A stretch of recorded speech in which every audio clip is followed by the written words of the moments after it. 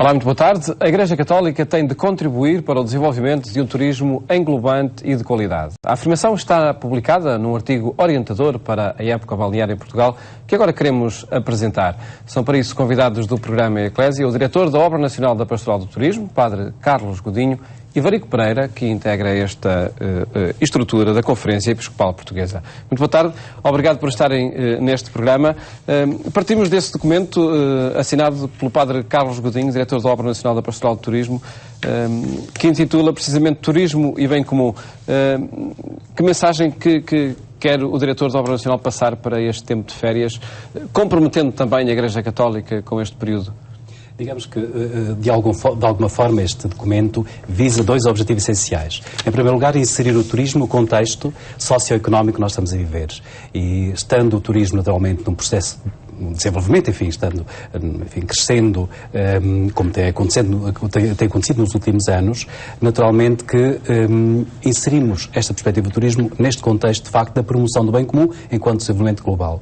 E depois, a intervenção da Igreja também, que tem aqui um papel a desempenhar, naquilo que lhe é específico, do ponto de vista moral, espiritual, mas também na perspectiva da disponibilização do seu património para o turismo.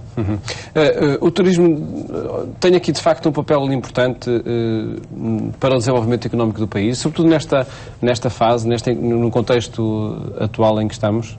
Sem dúvida, o turismo, neste momento, tem sido uma área económica em franco desenvolvimento, enfim, ainda que sofra também um bocadinho das circunstâncias de condicionamentos que são próprios, condicionamentos económicos que são próprios deste tempo, mas, de facto, tem contribuído para o desenvolvimento económico global, enfim, aqui a Igreja tem se empenhado depois também, naturalmente, naquela parte que lhe diz respeito.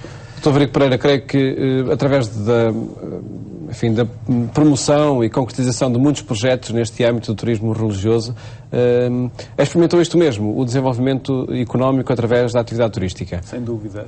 O turismo, de uma forma geral, tem impacto muito significativo no nosso país, na economia do nosso país. Representa cerca de 10% do PIB nacional, o que é muito significativo. Por outro lado, especificamente, o turismo religioso tem vindo também a incrementar este desenvolvimento económico. É um tipo de turismo que movimenta muita gente, milhares de pessoas em todo o país. Temos Fátima como principal destino de turismo religioso a nível nacional, mas temos reparado e temos analisado que há outros locais, outros territórios do nosso país que têm vindo a beneficiar também desse tipo de turismo, nomeadamente no Norte, Braga, tem representado aqui um papel muito importante.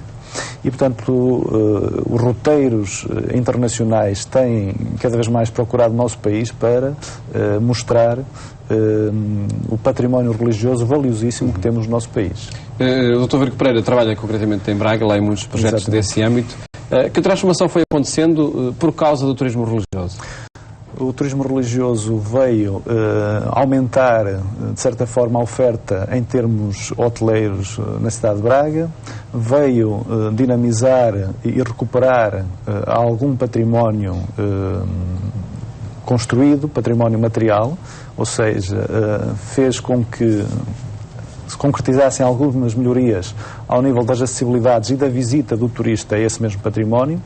Veio também incrementar a procura turística noutras alturas, nomeadamente numa época específica que é a Semana Santa de Braga, por exemplo, em que tem aumentado muito a procura turística por parte deste tipo de turista que procura, digamos que o património religioso material, mas também imaterial, como é o caso da Semana Santa, como sabemos, não é? Padre Carlos Godinho afirma neste documento que Portugal é um país com vocação turística. A Igreja Católica em Portugal também o é? Terá que ser, julgo que terá que ser. Naturalmente, a Igreja não pode dissociar-se, digamos, da vivência de um país. E não podemos olhar apenas para a dimensão económica, enfim, ainda que o turismo seja inicialmente olhado como um produto económico, enfim, um bem de exportação. De qualquer forma, a Igreja tem aqui um papel fundamental no acolhimento dos turistas, na promoção de um turismo englobante e que olhe, quando englobante, não apenas englobante, porque olha para todas as pessoas, mas que olha para a pessoa no seu todo. E volto a referir aqui essa questão fundamental de uma sã antropologia, uma vivência ou uma concepção antropológica contempla a pessoa no seu todo e, portanto, também a dimensão espiritual, a dimensão moral, os valores, Mas depois também, naturalmente, esse contributo que a Igreja pode dar como instituição e com, digamos, o lugar que tem na sociedade portuguesa para o desenvolvimento desta realidade, também do ponto de vista económico. Uma promoção dos bens e dos, já o referi há pouco, mas uma promoção, de facto, um desenvolvimento e, sobretudo, um investimento no património religioso pode ser uma forma também de incrementar este desenvolvimento económico do turismo em Portugal. De que forma é que isso foi acontecendo na Diocese de Braga, em concreto? Na Diocese de Braga foram, enfim, dinamizando-se algum tipo de roteiros que foram depois divulgados internacionalmente nas principais agências que trabalham este setor do mercado e foi-se disseminando um pouco a nível internacional, primeiramente na Europa e depois, enfim, na América do Sul, principalmente o Brasil atualmente tem tido também uma procura muito importante e países, enfim, com uma raiz católica muito marcante. Mas tudo isso foi sendo feito, enfim, segundo regras do mercado, o envolvimento da Diocese foi um envolvimento profissional neste âmbito também? Sim. Obviamente que, tendo em conta a quantidade de património religioso que existe em Braga, eu digo em Braga, mas pronto, no país todo, sabemos que mais de 75% do património que existe é de origem religiosa.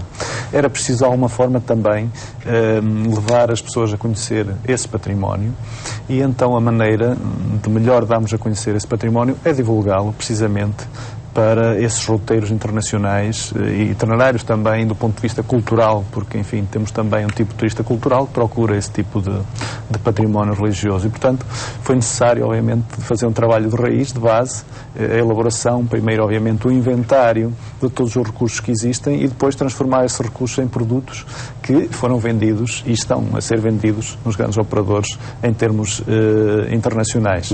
Existiu, então, um envolvimento comercial ou empresarial também, claro que da sim. própria Diocese neste setor? Precisamente. E tem de ser assim? Tem de ser assim, porque, enfim, as dioceses têm, hoje em dia, uma quantidade de património, enfim, relevante, que a sua manutenção requer custos bastante elevados. E o turismo, conforme acontece noutros países, eu lembro Itália, por acaso, mas, enfim, há outros países, para não ir mais longe, que servem-se do turismo para rentabilizar, digamos que para fazer a manutenção desse património, que não é, como sabemos, fácil. Portanto, o turismo serve aqui, tem aqui um papel importante para a recuperação, manutenção desse mesmo património. Ou seja, os dividendos que vêm do turismo serão e são aplicados para o restauro e manutenção do património arquitetónico. No caso da Diocese de Braga, a oferta turística, ou aquilo que dispõe e que oferece a quem visita a região, é o património religioso ou há outro tipo de ofertas também que depende das dioceses? Sim, obviamente que aqui o património religioso tem um aspecto fundamental e é, digamos, que o produto estrela, entre aspas, mas há outros complementos, outros produtos complementares ao património religioso. Relembro só a natureza exuberante da região do Minho e Trás-os-Montes, enfim, para não falar só no Minho. Depois também a ligação a Santiago de Compostela à Galiza.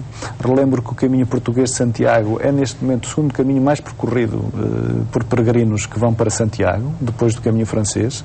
Tem havido um aumento de procura muito relevante nos últimos anos. Estão a ser criadas estruturas especializadas para receber esses peregrinos, estruturas de alojamento, nomeadamente albergues, e, portanto, está também a ser feito um trabalho muito importante a esse nível dos caminhos de Santiago.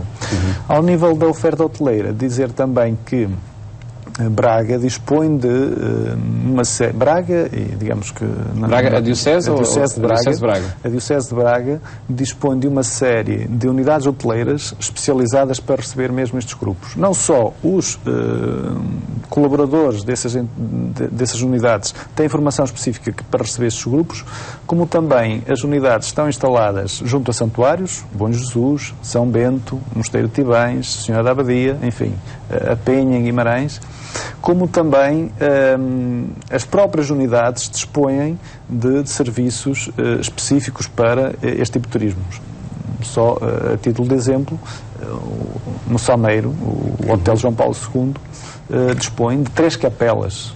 Tem 92 quartos e tem 3 capelas que podem receber perfeitamente grupos de turismo religioso de todo o mundo e que podem fazer os seus retiros as suas reuniões, as capelas que existem mesmo dentro do próprio hotel. Portanto, e que taxa de ocupação têm essas unidades hoteleiras ao longo do ano? Obviamente que estas unidades hoteleiras, como sabemos, o turismo em Portugal sofre de um problema que é, digamos, a sazonalidade. Não sei se é um problema de facto, mas a verdade é que durante o ano há épocas mais altas e épocas mais baixas. Nesta altura, obviamente, nós conseguimos ter taxas de ocupação bastante consideráveis, na ordem dos 60%, 70%, mas obviamente na época mais baixa de inverno as taxas descem bastante. Portanto, é preciso, digamos, compensar de alguma forma e também cabe-nos a nós impulsionar e dinamizar algumas atividades que levem a que mais peregrinos, mais turistas procurem esses locais nas épocas mais baixas. Não é? Em relação a esta questão, eu julgo que é importante sublinhar até esta questão da importância dos caminhos de Santiago. Aliás, não só Braga, mas também agora a região centro, a entidade regional do centro, enfim, numa conferência que fez sobre precisamente os caminhos de Santiago, lançou precisamente esta possibilidade da marcação do percurso. E recordemos que com a aprovação do turismo religioso como produto, enfim, estratégico por parte do turismo de Portugal, são 3 os âmbitos fundamentais: os caminhos de Santiago, os santuários marianos e depois também, naturalmente, o património judaico. E, portanto, eu penso que a Igreja tem aqui um papel fundamental a desempenhar, quer na promoção e no desenvolvimento e no acompanhamento também desta realidade dos caminhos de Santiago. São milhares, creio que 25 a 30 mil, sensivelmente, se não falha a memória, de peregrinos entre abril e outubro a fazer o caminho de Santiago. E, portanto, depois também os santuários marianos. Temos aqui uma imensidão de realidades. É uma rede nacional, não é? Exatamente. E, portanto, a Igreja tem que se empenhar aqui. E depois, nomeadamente, até naquela questão que vamos insistindo, precisamente também com o Secretário Nacional dos Bens Culturais da Igreja, enfim, nesta relação recíproca, também muito próxima, que é a inventariação, que é a requalificação e a disponibilização. Certamente que a inventariação e a qualificação pertencerá muito mais a um secretariado dos bens culturais da Igreja, depois a disponibilização é a tarefa prioritária depois, naturalmente, da Pastoral do Turismo. E temos que investir aqui. As dioceses têm que investir aqui, de facto. Isto que há pouco ouvimos o Dr. Frederico Pereira falar do que acontece na Diocese de Braga, do envolvimento profissional nesta área, neste setor industrial, mas também o setor da pastoral, acredito. É um caso isolado nas dioceses de Portugal ou há outros casos em que existe também esta aposta no turismo? Não, neste momento, felizmente, temos já alguns sinais muito positivos. De facto, Braga tem já uma longa tradição, nomeadamente até de reflexão, de publicação de algumas orientações, enfim, nomeadamente, enfim, na área do barroco, enfim, estou a lembrar-me, enfim, de uma das publicações, mas já com alguns congressos realizados, enfim, portanto, ainda que não depois com o serviço de pastoral turismo especificamente organizado, mas tem já uma longa tradição a este nível. Mas depois temos o Algarve, naturalmente, que é o primeiro grande serviço organizado, enfim. E temos neste momento Bragança Miranda, enfim, com um dinamismo muito grande também, e outras dioceses interessadas. Mas este é o grande desafio para nós na hora presente. Aliás, nós existimos um pouco, a nossa função é essa mesma, enfim. Da Obra Nacional da Pastoral do Turismo. Da Pastoral do Turismo. Digamos que a nossa missão qual é? É promover organismos de pastoral do turismo a nível diocesano. Essa é a nossa principal, digamos, missão, naturalmente. Neste documento para este verão, que o Padre Carlos Godinho publicou e que está disponível na página da internet da Obra Nacional da Pastoral do Turismo, pastoralturismo.pt, que vamos divulgando, fala aqui o Padre Carlos Godinho em aptidão específica para estar presente, para dinamizar esta área, que é requerida também à Igreja Católica. Qual é esta especificidade de que fala? Eu refiro, se é requerido a qualquer instituição a sua aptidão própria, e sobretudo a quem trabalha na área do turismo, à Igreja também é requerida uma aptidão específica. E qual é a sua aptidão? Antes de mais, acolheres, depois acompanhar espiritualmente, seja nas celebrações, e, enfim, facultando a possibilidade da celebração na própria língua, se necessário, a quem vem e sobretudo quem vem de fora, naturalmente os estrangeiros, quer acompanhando as famílias também que estão e permitindo-lhes que este tempo seja um tempo de encontro, de fortalecimento também dos seus próprios laços, quer depois, regressamos de novo a esta questão, naturalmente disponibilizando os meios que tem, que são singulares. Enfim, o Varico já há pouco referiu, a Igreja é detentora de 75% do património cultural e, portanto, naturalmente, voltamos de novo aqui. Essa disponibilização qualitativa será um bom investimento para a Igreja. Por um lado, estará ao serviço também deste bem comum, enfim, um pouco atendo-me ao título do artigo, mas de igual forma também aproveitará, de facto, esta possibilidade como meio de evangelização. temos aqui páginas do Evangelho vivas e que a Igreja pode utilizar no sentido de ajudar as pessoas a descobrir, a partir de uma imagem, a partir de uma construção, enfim, de ajudar a descobrir o sentido, aquele que dá corpo e dá rosto àquele património, que é o próprio Jesus Cristo, naturalmente. Portanto, não é um envolvimento comercial ou meramente comercial este que se deve ter no âmbito? Sim, não me coloco nessa perspectiva, de facto, será...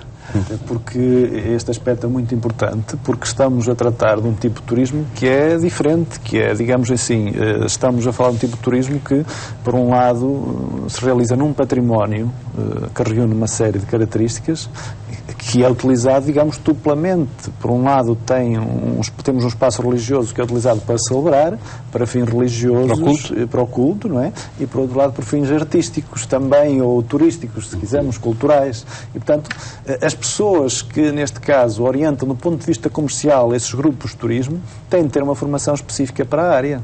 Estou a falar não só dos guias, mas também, digamos, dos próprios operadores que trabalham neste setor do turismo.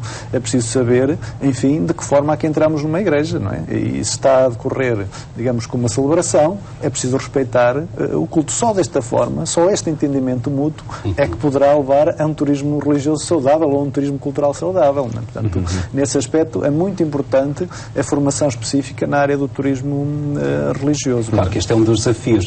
Eu diria que se nós tivermos uma primeira preocupação, que foi, efetivamente, no primeiro momento, a organização da obra. Neste momento estamos na perspectiva, digamos, de levar a que as dioceses constituam serviços diocesanos de pastoral turismo. Uma tarefa, enfim, exigente, pode ser um pouco mais morosa do que gostaríamos inicialmente, enfim, mas de qualquer forma insistir um pouco nesta perspectiva.